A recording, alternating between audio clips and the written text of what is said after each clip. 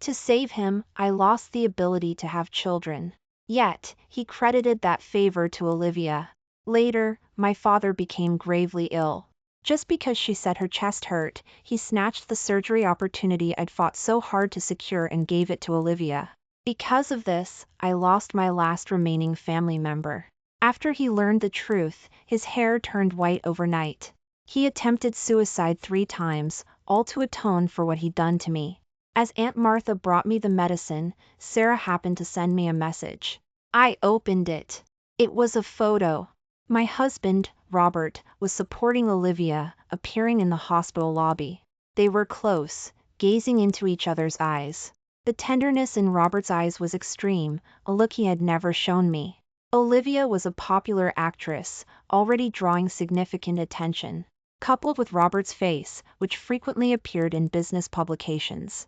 As soon as this photo was released, shippers swarmed like locusts, flooding the comment section with phrases like "match made in heaven."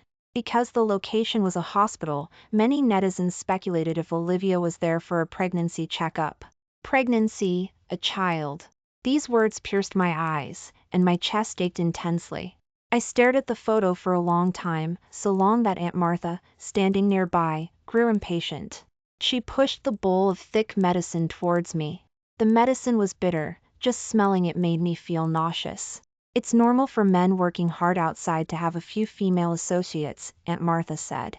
You shouldn't take it too seriously.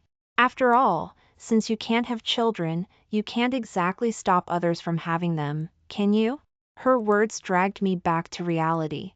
I looked up at Aunt Martha and easily saw the impatience and mockery in her eyes. In her mind, a bankrupt former socialite, constantly ill and frail, someone who was sick all the time, could never be worthy of Robert. Especially since there was no pregnancy, no baby for the Westlake family. This was my greatest failing. So, even though I had been married into the Westlake family for 5 years, she had always disliked me, constantly mocking me openly and subtly. Usually, I couldn't be bothered to argue with her. But today, my mood was particularly heavy. I took the medicine and poured it into the trash can right in front of her. Madam, this medicine is very valuable. Aunt Martha's face changed. She started rambling, seemingly wanting to lecture me. But before she could finish, the door was suddenly pushed open, and Robert walked in, pulling at his tie. Aunt Martha, what's going on? Robert glanced at me, then pulled off his tie and threw it on the bed. The previously pushy Aunt Martha instantly changed her expression. She didn't dare tell the truth. After all, she had been secretly forcing me to drink this medicine every day. It was Robert's mother's instruction. Aunt Martha made an excuse and left the room. I looked at the leftover medicine in the bowl. Instead of hiding it as usual, I handed the bowl directly to him. What is it? Robert's voice was soft, and his eyes seemed tired. I carefully compared him to the man in the photo. It seemed when he was with Olivia, his eyes were gentler, less indifferent. Unlike now, they were cold, completely devoid of warmth.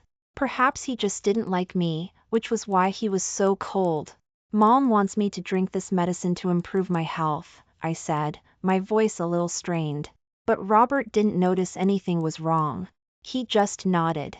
Mom is doing what she thinks is best for you. After saying that, he took his pajamas and went into the bathroom. The moment he entered the bathroom, I added, it's supposed to help with getting pregnant. Robert stopped. When he turned back to look at me, his dark eyes held a flicker of displeasure. Don't drink that medicine anymore. With that, he went directly into the bathroom. Listening to the sound of water running in the bathroom, I suddenly felt very sad. I had been with Robert for 5 whole years. We were courteous to each other, like polite strangers. Although we had an arranged childhood engagement, there wasn't much of an emotional foundation. But I liked him. The first time I met him, I was overjoyed. Marrying the man I liked had been my greatest wish for years. I once thought I would be happy. Unfortunately, 5 years had completely worn away that confidence. I thought he was just naturally cold, which was why he didn't smile much. But later I realized he had already given all his tenderness to Olivia, my formerly closest cousin. 5 years, a full 5 years. I had also become hysterical at times, telling Robert to stop taking care of Olivia, but he would only accuse me of being unreasonable. He would say, "Evelyn, stop being unreasonable. Olivia injured herself saving me, and now she's frail and often sick. I have to take extra care of her." Because of some inexplicable favor, I had to tolerate my own husband looking after another woman. But now, I couldn't voice any resentment, because I needed the Westlake family's money and influence to save my father's life. As for that so-called favor, it was during that exceptionally cold winter when we were young. Robert's car had been tampered with, sending both him and the vehicle tumbling into the sea. He couldn't swim and nearly lost his life. I risked my life to save him, injuring myself and falling into a coma for several days. This also allowed Olivia to seize the opportunity and claim that favor as her own. But later, I told Robert about it. But Robert didn't believe me. He said I was blinded by jealousy, even trying to claim credit for someone else's good deed. He called me ugly for it. After Robert finished showering, he pulled back the covers and got straight into bed. His voice was a little hoarse. He turned on his side and switched off the bedside lamp. "Get some sleep." After 5 years of marriage, some things didn't need to be said. I knew what he meant. He reached out to touch my waist, trying to pull me into his arms. Before, I wouldn't have resisted. I would have even welcomed it. The man before me was Robert, the man I loved most, my rightful husband. Being intimate with one's husband was perfectly normal. But as soon as I remembered he had been holding Olivia earlier that day, my chest ached intensely, and I even felt a little nauseous. Before, whenever he left in a hurry to see Olivia, I always told myself, out of sight, out of mind. But this time, looking at that photo, I suddenly found I couldn't do it anymore. So, when he reached out to unbutton my clothes, I pushed him away. Robert looked down at me, seemingly confused. "I need to go to the hospital to take care of my dad tomorrow, so I should go to sleep early." I was refusing him. He must have understood, but Robert still pressed down.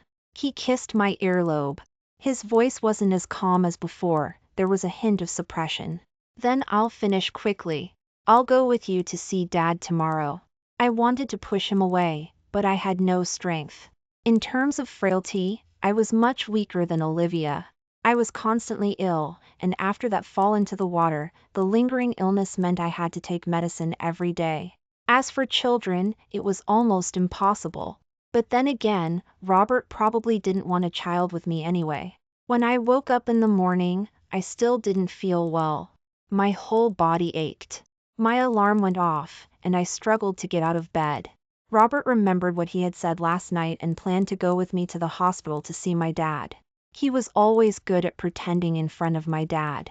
He acted deeply in love with me, completely devoted, making my dad feel completely at ease about him. But before he even got dressed, his phone rang. The moment the ringtone sounded, Robert glanced at me, then, shirtless, took his phone and went into the bathroom. I didn't even need to listen closely to know it was Olivia. Faint sobs dry. Feed it out. I knew I would have to go to the hospital alone today. Sure enough, Robert came out, looking somewhat apologetic. "I have something to do, I might. I can go by myself," I interrupted him, sounding incredibly compliant.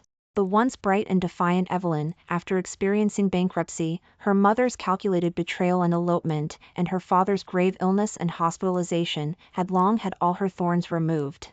A hedgehog without thorns, no matter how it flailed, was just a joke in others' eyes. It was better to accept fate. After all, for my father, I could endure anything I couldn't bear.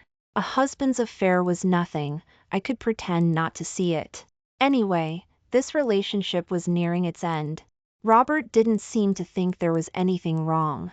He quickly got dressed and left. The room felt empty, even with the lingering warmth in the covers beside me. I still felt a chilling cold. Perhaps winter would come earlier this year. I went to the hospital alone. My dad's health was already poor. A series of blows afterwards overwhelmed his system, leaving him bedridden. Tests revealed many issues, his heart problems being particularly severe. The surgery needed to be performed by Dr. Miller, one of the top surgeons in the country. Only he could perform this surgery with an 80% chance of success. Otherwise, there was only a 50% chance of success. But Dr. Miller was too famous. Even booking a surgery with him meant waiting until next year. But my dad couldn't wait. Delaying until now was already the limit. That's why I needed the Westlake family. I needed their help. Naturally, since I was receiving their benefit, I had to play deaf and mute, enduring it even while seeing Robert and Olivia's ambiguous relationship. I couldn't lose the only family I had left in this world. Dad, we'll have the surgery next month. After that, I'll stay home with you every day. I looked at my father lying on the hospital bed. He used to be very healthy, but Mom's betrayal had completely broken his health. My father pulled his lips into a difficult smile. He reached out and stroked my head. Evelyn, have you been bullied in the Westlake family? Is that young man Robert treating you well? To keep my father from worrying, I had never told him about our family issues. Nor had I dared let him see the so-called entertainment gossip. So, even now, my father didn't know about Olivia's interference. I shook my head, pretending to be relaxed. Robert is very good to me. Having lied, I was afraid my father would see through me, so I made an excuse to go to the restroom. As I walked out into the corridor, I ran into Olivia, also wearing a patient's gown. Her face was rosy, showing no signs of illness at all. I followed her into the restroom. Uncle's surgery is next month? Olivia turned on the faucet and meticulously washed her hands. I just hummed in response and didn't say anything else. She didn't seem to want much interaction with me either and walked straight out of the restroom. But before she left, Olivia suddenly turned back and looked at me. Oh, I forgot to mention, Robert is in my hospital room. You can go home together later. With that, she turned and left. A calm conversation, yet it was a declaration of ownership. If it had been Evelyn 5 years ago, she would have grabbed Olivia's arm without hesitation and slapped her hard. But now, I couldn't. Because I had no one to rely on and something I needed, I had to learn to swallow my anger and humiliation. I said goodbye to my father and prepared to take a taxi home. But just as I stepped out of the hospital entrance, I saw Robert's car. He rolled down the window, glanced at me, and motioned for me to get in. I got into the passenger seat and placed the thermos I'd packed onto the back seat. How's Dad doing? Did you go see Olivia this morning? We spoke at the same time, then fell silent together. Robert frowned, took out a cigarette pack from his pocket, and just as he put a cigarette in his mouth, he heard me cough. He put the cigarette down and turned to grasp my shoulder. Looking at me seriously, he said, Evelyn, I've told you, there's nothing going on between me and Olivia. I just owe her a debt of gratitude, and I have to repay it. Yes, I know. I nodded, then pushed his hand away. I had heard those words thousands of times. I could recite them backward, word for word. After fastening my seatbelt, I leaned back against the seat back and rested. Arguing was pointless. I had argued for 4 whole years. I was truly exhausted. Now, all I wanted was for my father to have a successful surgery and survive, and then I would divorce Robert and never be entangled with him again. But I never expected that even this last small hope would be destroyed by Robert. On the day of the surgery, I watched my father being wheeled into the operating room with my own eyes. Before going in, he held my hand and said, Evelyn, wait for Dad to come out so we can go home together. I nodded, telling him I would wait outside the whole time. The doctor had told me beforehand that if the surgery went smoothly, it would take at least 5 hours. This meant if the light in the operating room turned off early. I dared not think about that possibility. As I waited outside the operating room, I suddenly saw Olivia at the end of the corridor. She smiled at me, a smile that was somehow eerie. A tremendous sense of dread suddenly rose in my heart. My sixth sense urged me to rush towards Olivia. But the corridor was long, and by the time I was about to reach the end, Olivia was already on a surgical stretcher, being wheeled into another operating room. Then, I saw Robert. He had been gone since early morning. Although I hadn't really expected him to come with me, seeing him here now still hurt. What happened to Olivia? I reached up to wipe away the tears in my eyes, then asked him. Robert's eyes were filled with worry. Why? He leaned against the corridor wall. His tone was low and self-reproaching. It's her old condition. Ha! Her old condition? I found it somewhat ironic. Less than an hour later, Olivia was wheeled out of the operating room. Her eyes were closed, but her face was still incredibly beautiful. The moment she was out, Robert's gaze was entirely on her, and he followed the doctor as they wheeled Olivia to a hospital room. I stood there for a moment, watching, then prepared to go back and continue waiting for my dad. But before I could leave, I suddenly realized the doctor who had been Olivia's lead surgeon was Dr. Miller, the same doctor I had been trying to get for nearly a year. At this moment, shouldn't he have been operating on my dad? I rushed forward and grabbed his arm, my voice trembling. Dr. Miller, weren't you supposed to be operating on my dad? He looked somewhat bewildered and pointed towards the operating room. Your father signed a consent form agreeing to let another doctor perform his surgery. That freed me up, so I was able to take this case. A consent form? What consent form? Robert walked over at that moment. Evelyn, Olivia's heart isn't good, so I discussed it with Dad, and he agreed to switch the lead surgeon, Before he could finish, I reached out and slapped him hard across the face. Robert froze on the spot. Immediately, intense fury erupted in his eyes, as if he wanted to devour me whole. Evelyn! I didn't even know how to describe my state of mind at that moment. I had waited so long, begged for so long, all for that extra 30% chance. And now they were telling me they'd switched doctors? My mind was a mess. A vast terror bloomed in my chest.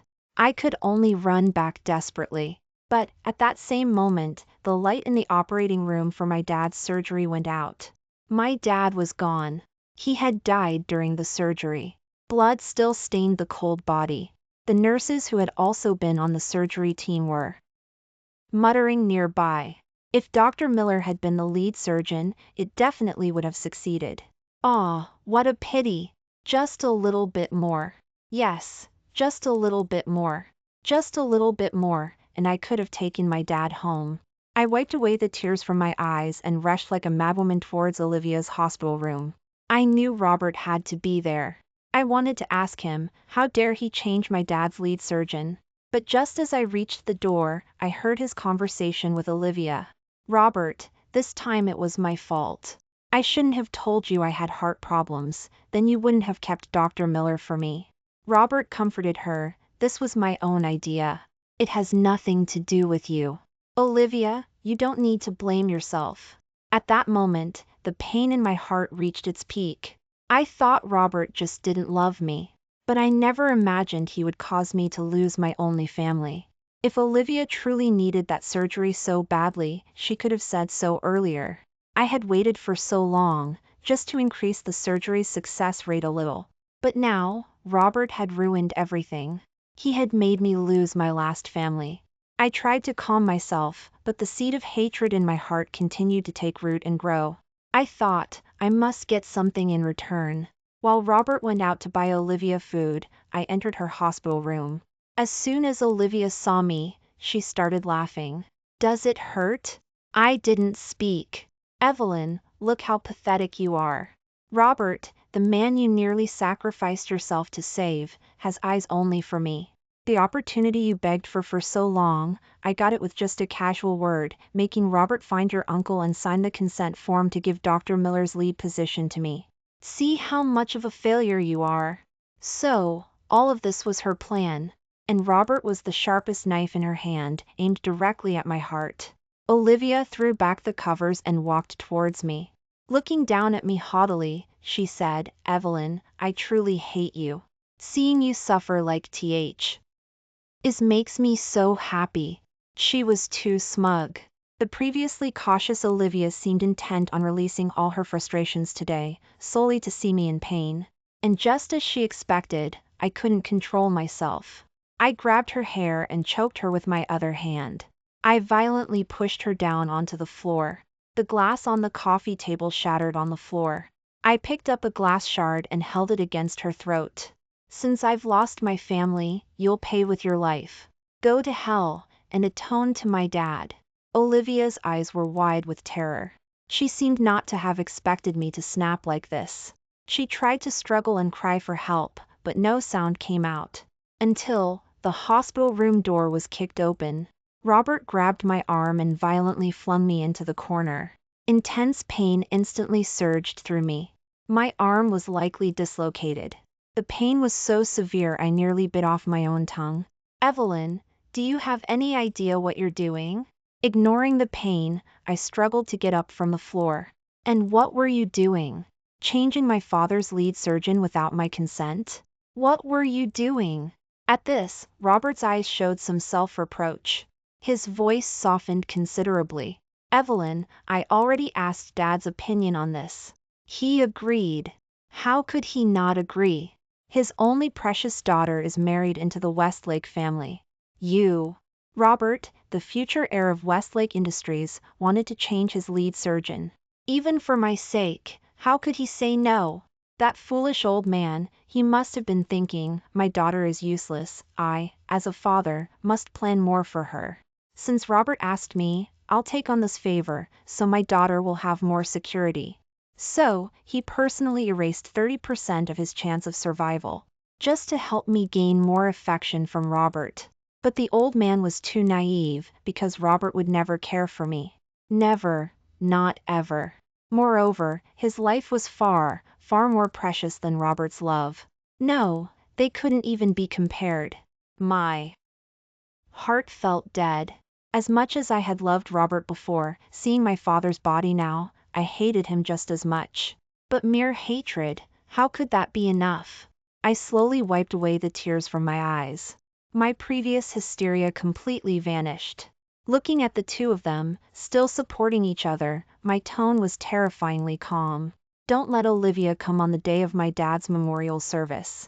He wouldn't be happy. With that, I turned and left the hospital room. Under Robert's guilty and self-reproachful gaze, I planned everything. If I hated, I had to get revenge. I clutched the glass shard tightly in my hand. The sharp glass cut into my palm, leaving it covered in blood, yet I felt no pain at all. Robert, I will make you remember me for the rest of your life. I will make you suffer, restless and in pain, for the rest of your life. Perhaps it was because of the immense hatred I had accumulated in my heart. At that moment, I could become this calm. I locked myself in the room, recalling every little thing that had happened over the past few years. My heart, which had been stinging, was now left with only hatred. Olivia sent me another message, provoking me. Every single word pretended to care for me, yet every single word was a reminder that I had lost my father because of her. Perhaps soon, I would also lose a husband. Aunt Martha didn't even knock. She just pushed the door open and walked in. She frowned slightly, held out the bowl of medicine in her hand, her attitude as unpleasant as ever. Drink this first. Before my father's body was even cold, they were still focused on how to make me have a child. It was laughable. I looked at the bowl of medicine, slowly reached out and took it, then poured it directly into the potted plant beside me, right in front of her. Under her gaze that was about to erupt in fury, I looked up at her and smiled. Aunt Martha, I'm pregnant. She froze, then was overjoyed. After she left, I immediately took out my phone and called Sarah. After this news spread, the old madam of the Westlake family immediately called me, instructing me in every possible way to rest and take care of my pregnancy. If she hadn't been abroad, she would have definitely brought a doctor directly to the house at that moment. Robert also heard the news. Not just him, Olivia would know too. After all, I had taken a photo of the pregnancy test showing 2 lines and posted it directly on my social media feed. Olivia, who was watching me like a ghost, would naturally find out immediately. Robert rushed back overnight, looking at me with hesitation. He seemed a little excited, but more than that, he was conflicted. Seeing the scratch marks on his face, I probably guessed quite a bit.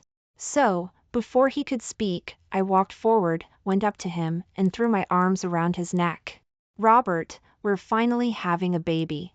I asked Sarah, and she said my health isn't good, so this might be our only child. So, If he had even a shred of pity for me, he would never be able to say that I should get rid of this baby. After all, I no longer had a father. This child was now my only hope. Robert's guilt towards me would make any resolution he had previously made crumble in an instant. That was the kind of person he was. Indecisive, unable to let go of Olivia, and also feeling guilty towards me.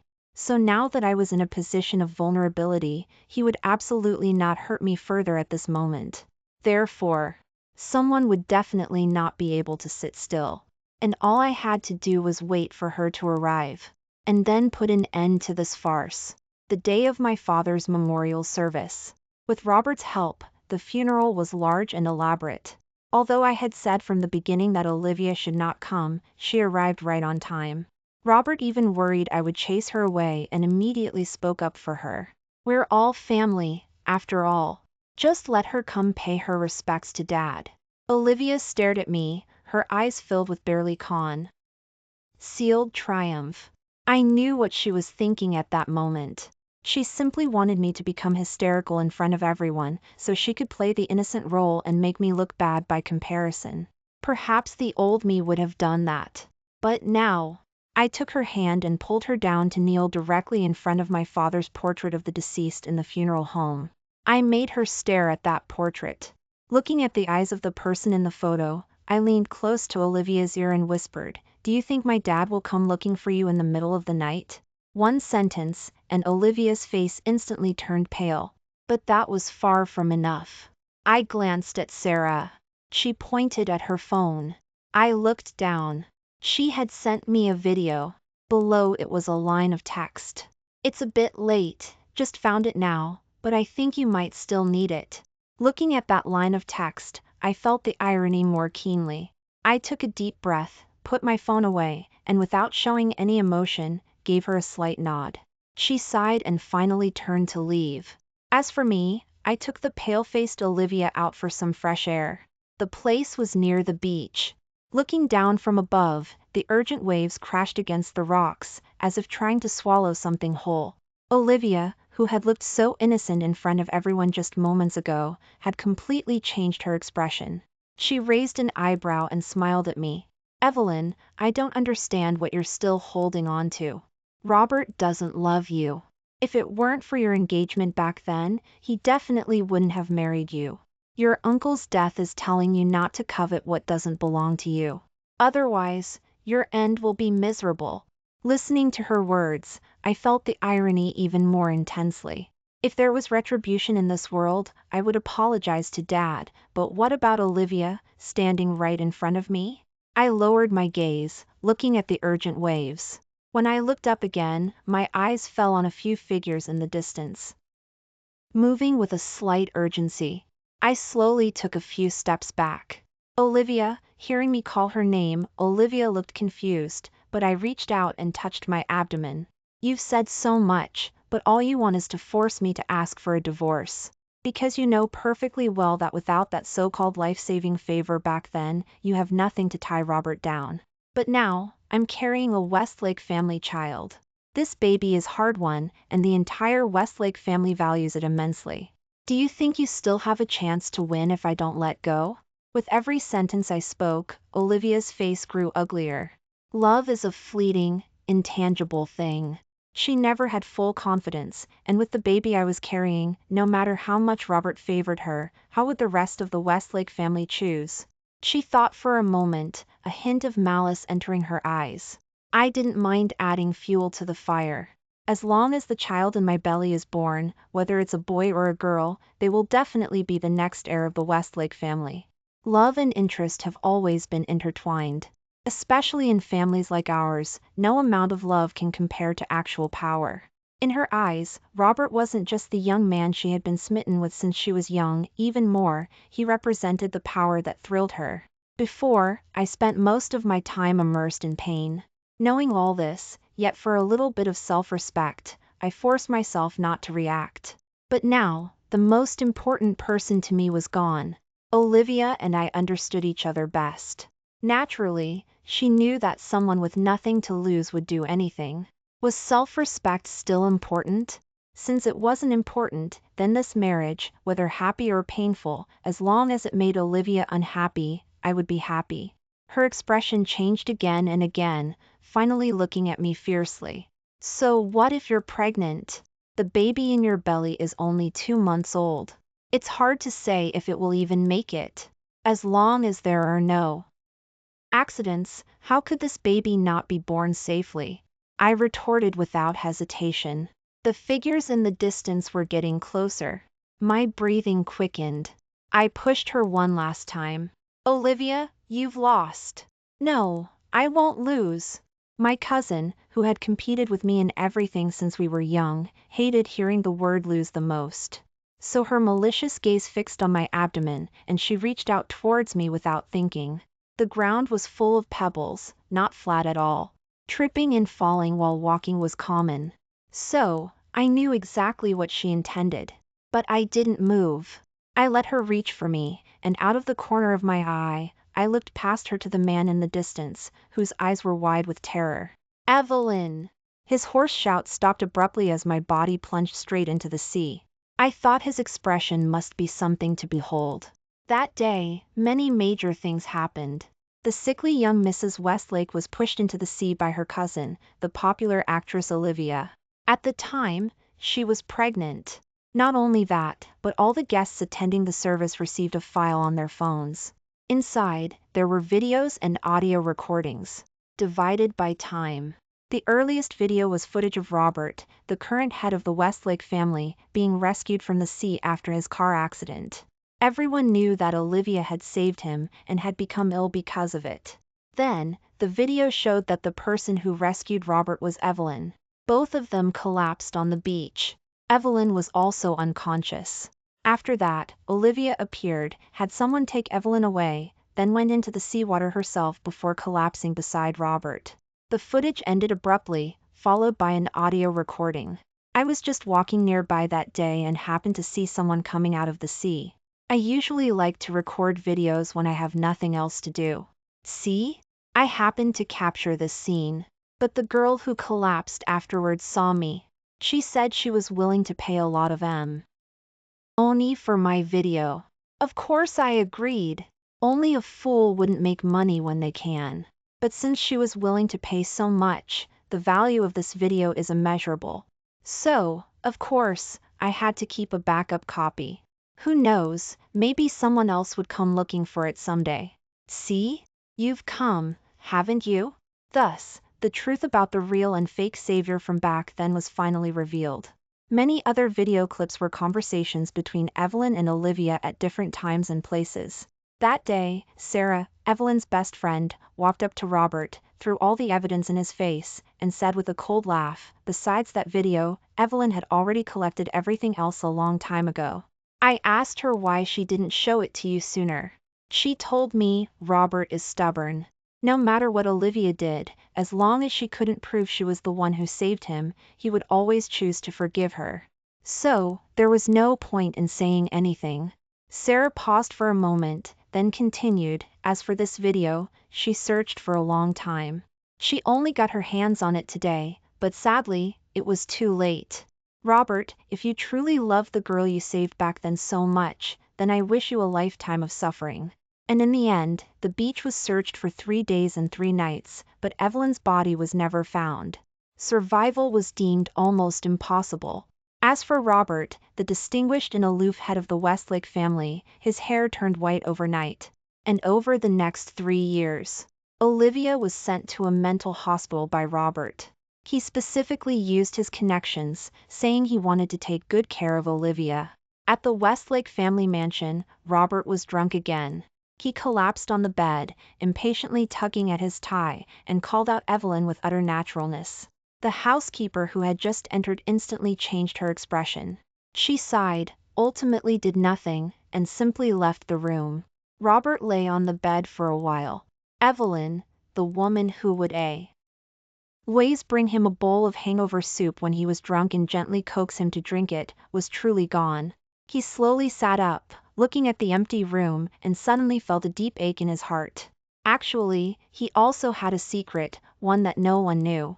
When he was young, as the most outstanding figure in their circle, Robert was always surrounded by people, flattering or trying to please him, their eyes full of calculations. Only Evelyn was different. Evelyn, who had been his arranged childhood engagement since they were children, destined to marry him when they grew up. Every time she looked at him, her eyes held nothing but pure, sincere love. Many people said he must hate the engagement arranged by their elders. False. In reality, he was very happy about it. From a very young age, he knew he would be with this girl forever.